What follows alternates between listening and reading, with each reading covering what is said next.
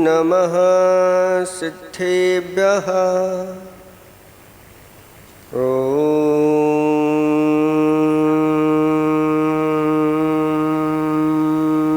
नमः सिद्धेभ्यः। निर्मल जल सामने है जिनका, चंदन से हैं देव बचन। अक्षत सम अक्षत है श्रद्धा, सुमनो सा सुंदर है तन। नैवेद्य चरित्र ज्ञान है दीपक, बसु विधि करते धूप दहन। ध्यान सुफल है अर्घ समाधि, मुनिवर तुमको नित्य नमन। अनर्घ पद को पाने गुरुवर, मेरा अर्घ समर्पित है। एक जीवन क्या सौ सौ जीवन, गुरुवर तुम्हें समर्पित है। ऋषिवर तुम्हें समर्पित है। देवादिदेव 1008 कैवल्य कमलापति आदि ब्रह्मादिनाथ भगवान की। देवादिदेव 1008 चैतन्य चमत्कारी चिंतामणि पारसनाथ भगवान की। देवादिदेव 1008 वर्तमान शासन नायक महावीर भगवान की जय। परम पूज्य स्वाट आचार्य प्रवर गुरुवर श्री विद्यासागर जी महामुराज की 3 कम 9 करोड़ मुनिराजों की जय। बोलिए परम पूज्य सानिध्य प्रदाता श्री मुनि श्री विमल सागर जी महाराज की, अनंत सागर धर्म सागर भाव सागर जी महाराज की जय। कारा गुरुदेव का सिद्ध चक्र महामंडल विधान की। धर्म स्नेही भव्यात्माओं,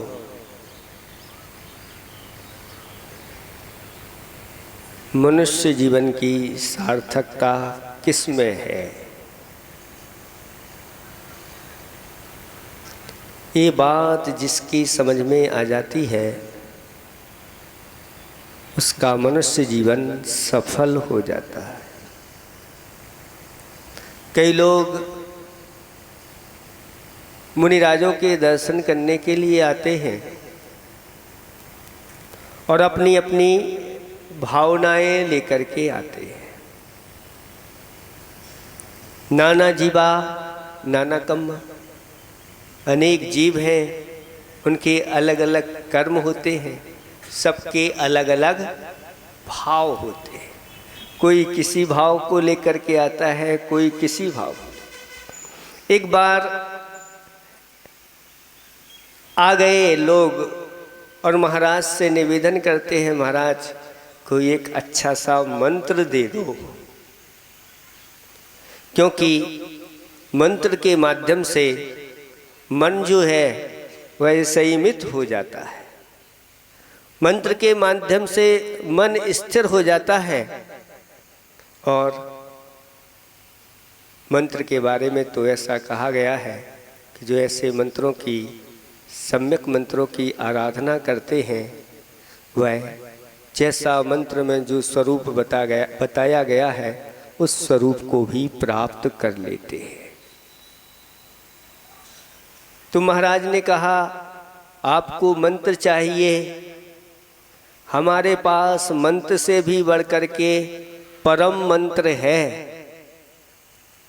आपको मंत्र चाहिए कि परम मंत्र चाहिए? मंत्र श्रेष्ठ की परम मंत्र? तो मंत्र चाहिए कि परम मंत्र चाहिए? बोलो, आज मंत्र मिलेगा, आप लोगों को चिंता नहीं करना। मंत्र चाहिए कि परम मंत्र चाहिए? है, जिनको मंत्र चाहिए उनको मंत्र मिलेगा, जिनको परम मंत्र चाहिए उनको परम मंत्र चाहिए। क्या चाहिए बोलो? परम मंत्र। बहुत होशियार हो गए हैं अब लोग, यहाँ के लोग भक्ति करते करते। इनकी अब मांग छोटी नहीं है, अब तो इनको बड़ी चीज चाहिए। क्योंकि कहा भी है किसी ने कि एक छोटा जीवन में एक छोटा सा लक्ष्य रखना एक बहुत बड़ा अपराध है।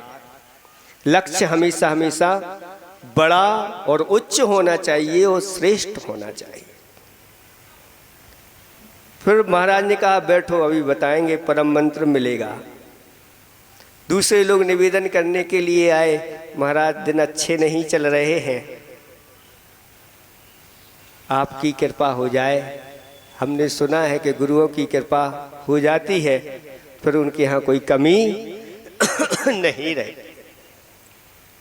आप तो हमें ऐसा आशीर्वाद दो कि हमारे लिए धन की प्राप्ति हो जाए। आप लोग चाहते हैं कि धन की प्राप्ति हो, है? तो महाराज ने कहा आप धन चाहते हो, हमारे पास तो परम धन है। क्या है? परम धन। आपको धन चाहिए कि परम धन? धन श्रेष्ठ है कि परम धन? परम धन। आपको क्या चाहिए? हैं? अच्छे से आवाज नहीं आ रही इन लोगों की, है ना? परम धन चाहिए। तीसरे नंबर के वे लोग आए जो कहते हैं महाराज हमने सुना है कि गुरुओं के पास आने से अपना भाग्य जाग जाता है, आशीर्वाद हमारे लिए आपका चाहिए, मेरा भाग्य जाग जाए। तो महाराज ने कहा भाग्य जगाना चाहते हो कि परम भाग्य है? भाग्य जगाना चाहते हो कि परम भाग्य? अरे भाग्यशाली तो वैसे ही आप लोग हो जिनके लिए ऐसे इस कलिकाल में भी ऐसे उत्तम जिनेंद्र भगवान के कुल में जन्म मिला है, वो अपने आप में भाग्यशाली है। इसमें कोई शंका की बात नहीं, कोई संदेह की बात नहीं। तो फिर वो कहने लगे महाराज अगर परम भाग्य जाग जाए तो कहना ही क्या है। तो आप भाग्य जगाना चाहते कि परम भाग्य? अच्छी तरह से, बाद में पीछे नहीं हटना, है ना? आपने स्वीकार कर लिया है कि हम परम भाग्य जगाना चाहते। चौथे उनको भी बिठा दिया। चौथे नंबर के श्रावक आए और उन्होंने कहा वो कुछ पद की उन्नति के लिए आए थे। महाराज आपका आशीर्वाद हो और हमारे उस पद की प्राप्ति हो जाए। तो महाराज ने कहा पद चाहते हो कि परम पद चाहते हो? बोलो। क्योंकि पद तो बहुत है संसार में, लेकिन परम पद बहुत दुर्लभ होते हैं। तो फिर महाराज ने एक श्लोक के माध्यम से समाधान कर दिया। विश्वासम परमम मंत्रम। मंत्र तो आपने खूब फेरे हैं, फेरते आ रहे हैं, लेकिन अगर उस मंत्र के ऊपर विश्वास नहीं है तो वह मंत्र मंत्र रहता है, परम मंत्र नहीं बनता। लेकिन उस मंत्र के ऊपर अगर विश्वास हो गया और मंत्र भी अगर आप भूल गए तो भी आपके कार्य की सिद्धि हो जाएगी। अंजन चोर के बारे में तो सब लोगों ने सुना होगा कि अंजन चोर विष्णु में लिप्त रहने वाला था और एक दिन चोरी करके भाग रहा था। उस हार को चुरा करके और भागते भागते वह ऐसे स्थान पर पहुंच गया जहां पर एक व्यक्ति मंत्र की सिद्धि कर रहा था। नीचे बहुत नुकीले नुकीले अस्त्र और शस्त्र रखे हुए थे और ऊपर 108 लड़ों वाला सीका था, उसमें बैठ कर के एक एक उसको काटना थी। लेकिन जैसे ही ऊपर जाता नीचे अस्त्र शस्त्र को देखता और बस अगर सिद्धि नहीं हुई तो मेरा क्या होगा। लेकिन इतने में अंजन चोर पहुंच जाता है और पूछ लेता है ये क्या कर रहे हो, कौन सी विद्या है, ये विद्या किसने दी है? ये विद्या ऐसी विद्या है, आकाशगामिनी विद्या है, जो इस प्रकार से विश्वास के साथ एक एक लड़ों को काटता चला जाता है, वह विद्या उसको सिद्ध हो जाती है और आकाश में जहाँ जाना है उसके लिए 2.5 दीप में वह जा सकता है, ऐसी विद्या है। उस अंजन चोर को पूर्ण विश्वास हो गया और कहा ये मंत्र मुझे दे दो। मंत्र दिया उसके लिए, उसने पढ़ा और पढ़ करके जैसे ही उसमें बैठता है, सुनते हैं कि मंत्र भूल गया, लेकिन उस मंत्र के प्रति विश्वास था। और कहावत है ये कितनी क्या है कि आड़म ताड़म कछु न जाड़म सेठ बचन प्रमाणम। बस ऐसा करते एक साथ उसने लड़ों को काट दिया और विद्या सिद्ध हो गई और आकाश मार्ग से वह वही पहुंच गया जहां पर सेठ जी अकृत्रिम चैत्यालयों की वंदना करने के लिए गए थे। ये विश्वास परम मंत्र है। हमारे आचार्य गुण को विश्वास, इसको सम्यक दर्शन कहते हैं, सम्यक श्रद्धा कहते हैं, सम्यक विश्वास कहते हैं। कहते हैं अगर आप सिद्धों के पास जाना चाहते हो तो सबसे पहले ये परम मंत्र होना चाहिए। और आचार्य जी ने इसके लिए खाई को लिखा कि नींव पक्की है, नींव पक्की है, घर कच्चा है, किंतु छांव घनी है। नींव कच्ची है कि पक्की? नींव पक्की है, घर कच्चा है, किंतु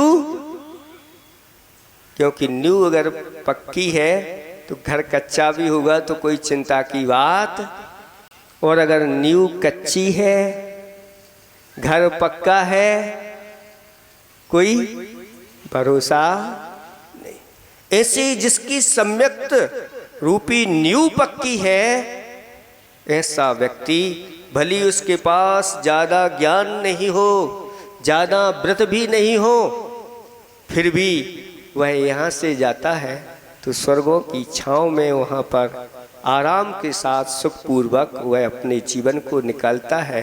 भगवान के समूसण में जाकर के भक्ति पूजा आराधना करता है, फिर वहाँ से आकर के जब उसके लिए सुद्रव्य आदि मिल जाते हैं और वह एक बार फिर पुनः पुरुषार्थ करता है तो सिद्धों की छाँव में जाकर के बैठ जाता है। ये परम मंत्र है, नमोकार मंत्र।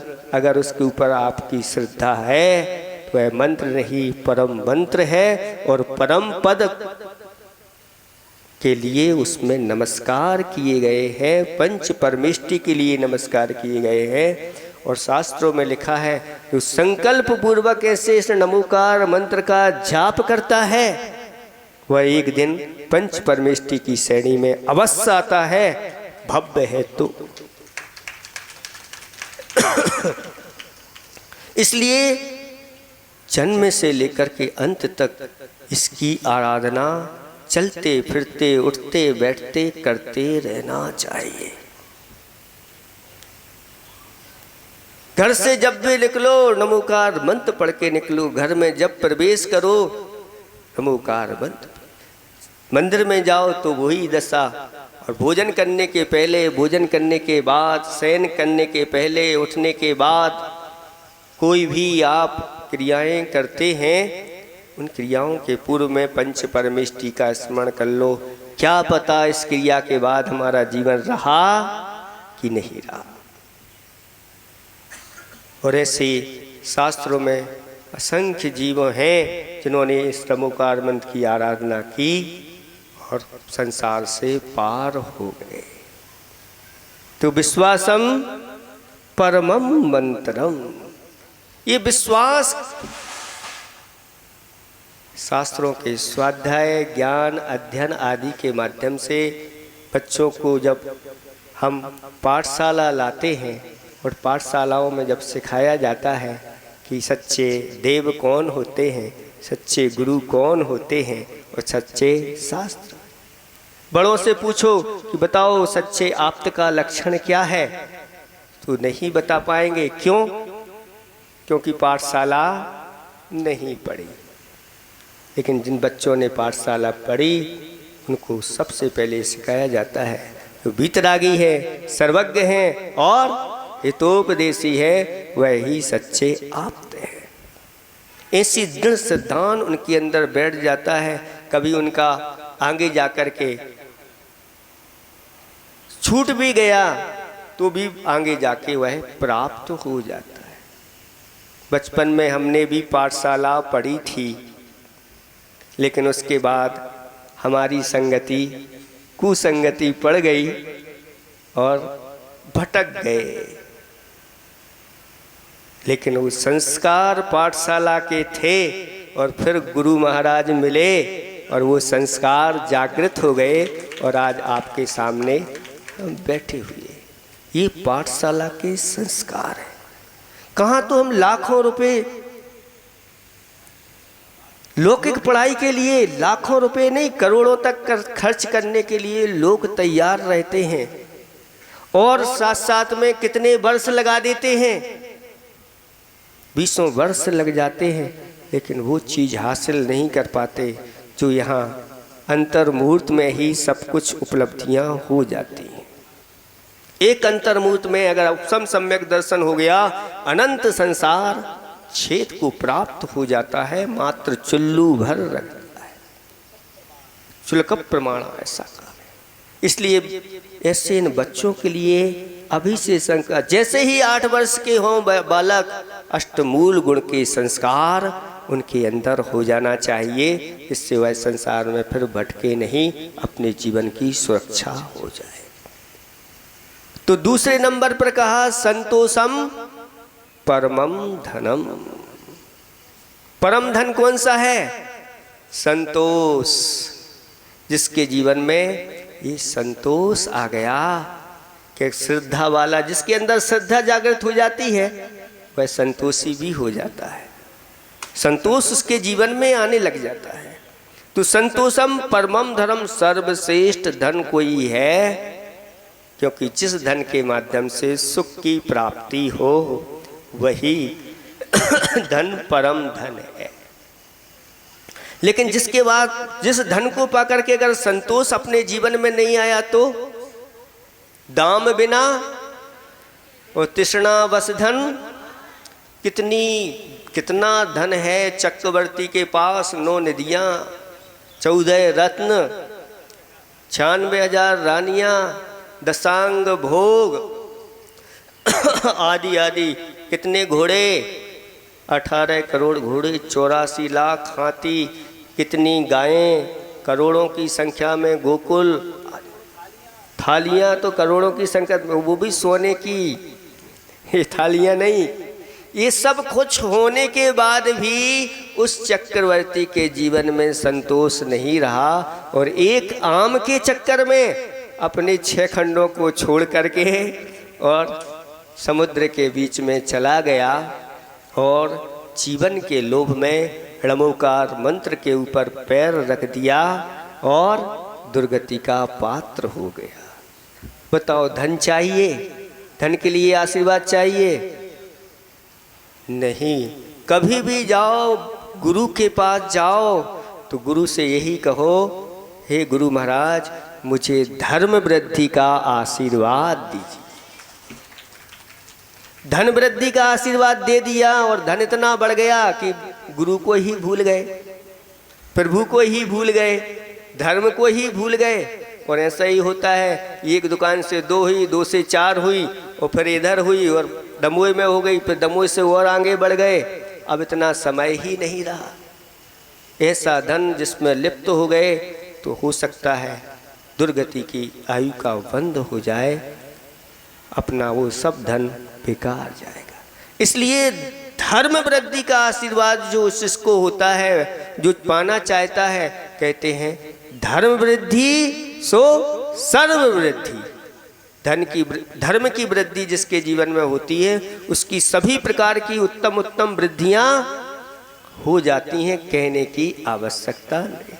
शास्त्रों में धर्म वृद्धि का आशीर्वाद कहा, समाधि रस्तु का आशीर्वाद कहा, पाप क्षयोस्तु ऐसा आशीर्वाद कहा, लेकिन धन वृद्धि का आशीर्वाद नहीं कहा। संतोषम परमम धनम।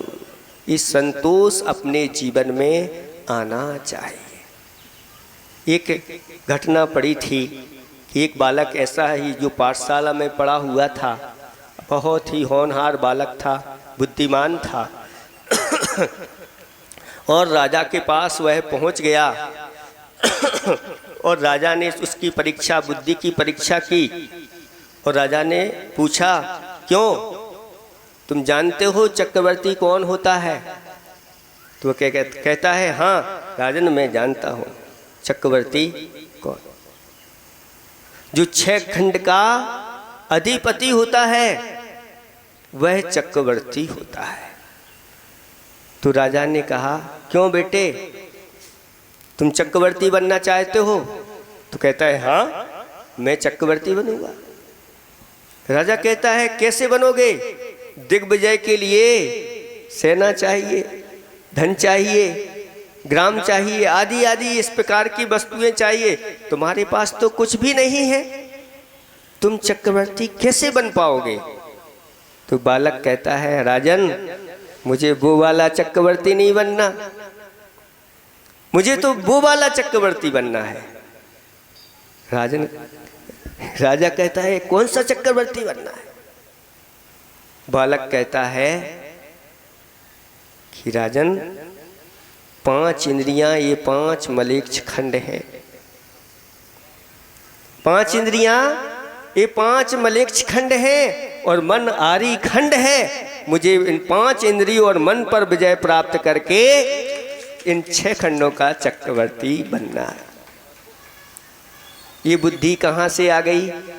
कि पाठशाला में ही बुद्धि मिलती है। इसलिए प्रत्येक घर से ऐसी पाठशाला के लिए सहयोग होना चाहिए और बच्चों के लिए उत्कृष्ट पाठशाला का जो स्वरूप होता है, सारी वस्तुओं को यहाँ उपलब्ध करा, जिससे बच्चों का मन लगे और एक से एक बढ़कर के पाठ्य सामग्री उनके लिए मिले। ये सारे कार्य आप लोगों को करना है, क्योंकि बालक बने पालक, नालायक ना लायक हो। बालक बने पालक, नालायक ना लायक हो। बालक पालक बने, अपने माता पिता, अपने कुल की, अपने देवसाज गुरु की आज्ञा के पालन करने वाले बने। नालायक ना बने, फिर क्या बने? लायक, योग्य बने। और योग्य तभी बन सकते हैं जब धर्म की पढ़ाई से उनका जीवन संस्कारित हो। तो उत्तम परम धन क्या हो गया?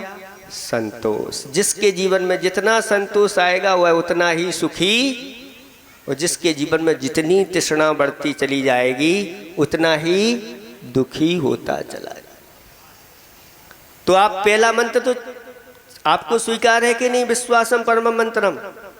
दूसरा स्वीकार है कि नहीं? संतोषम परम धनम। जब संतोष आएगा तभी आप व्रतों की ओर आगे बढ़ोगे, तभी आप दान कर पाओगे, नहीं तो नहीं कर। तीसरा है वैराग्यम परमम भाग्यम। वैराग्य जो है वह परम भाग्य है। आप भाग्यशाली तो हैं, लेकिन ये मनुष्य जीवन वैराग्य धारण करने के लिए मिला है। हे बब्बात्माओं, अपने जीवन को परम भाग्यशाली बनाओ। नरकों में वैराग्य आता है, नरकों का वर्णन सुन करके तो वैराग्य हो जाएगा मनुष्य को, लेकिन नारकियों को वैराग्य नहीं होता। देवों को भी वैराग्य नहीं होता कि दीक्षा धारण कर ले।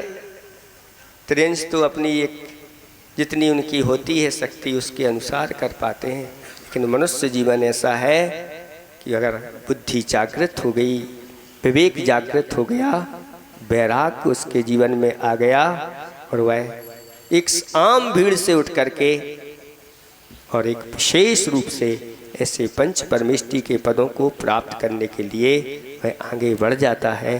ऐसा है। इसलिए निरंतर 12 भावनाओं का चिंतन करते रहो। चौथा, जो पार्टी बैठी हुई थी उसको संतुष्ट करना था, जो पद के लिए आए थे कि महाराज का आशीर्वाद होगा और मुझे उसकी प्राप्ति होगी, तो महाराज ने कहा परम पद क्या है सुनो पहले, पदों के लिए मत लड़ो। निर्द्वंद्वम परमम पदम, जहाँ निर्द्वंद्वता है, जहाँ न राग है, न देश है, न मोह है, न क्षोभ है, ये किसी प्रकार की निर्द्वंद्वता नहीं है, वही पद परम पद है। ऐसा अरहंत और सिद्धों का पद परम पद है, अथवा पंच परमेष्टि का पद परम पद है। इसकी प्राप्ति के लिए इस मनुष्य जीवन की सार्थकता तभी हो पाएगी जब इसके लिए पुरुषार्थ करेंगे। चार चीजें बहुत ही अनूठी हैं। विश्वासम परमम मंत्रम, संतोषम परमम धनम, वैराग्यम परमम भाग्यम और निर्द्वंद्वम परमम पदम। अगर ये अपने जीवन में आ गए तो हमारा जीवन धन्य हो जाएगा। बस इतना ही पर्याप्त समझते हैं। आप लोगों ने बहुत लेट दिया, लेकिन हम भी, क्योंकि वह बहुत अच्छे कार्य के लिए आप लोग अपनी राशि बोल रहे थे, जिन ने भी पाठशाला के लिए सहयोग दिया है, दे रहे हैं, उन सब के लिए हमारा अच्छी तरह से आशीर्वाद है।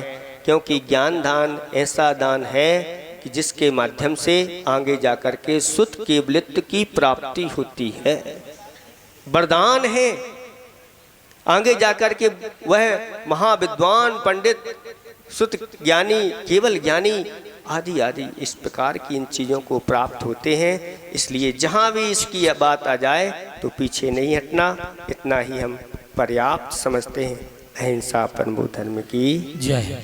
बोलिए संत श्रोमणी युग श्रोमणी आचार्य गुरुदेव विद्यासागर जी महाराज की जय। दमोनगर से हमारे बीच में मान्यवर सभी उपस्थित हुए हैं, जो भी आरएसएस के जो बाहर से आए हैं, सब बुला लो। बाहर से जो भी पदाधिकारी गण उपस्थित हुए हैं सभी आ जाएं। मैं नाम किसी का उल्लेख नहीं कर रहा हूँ,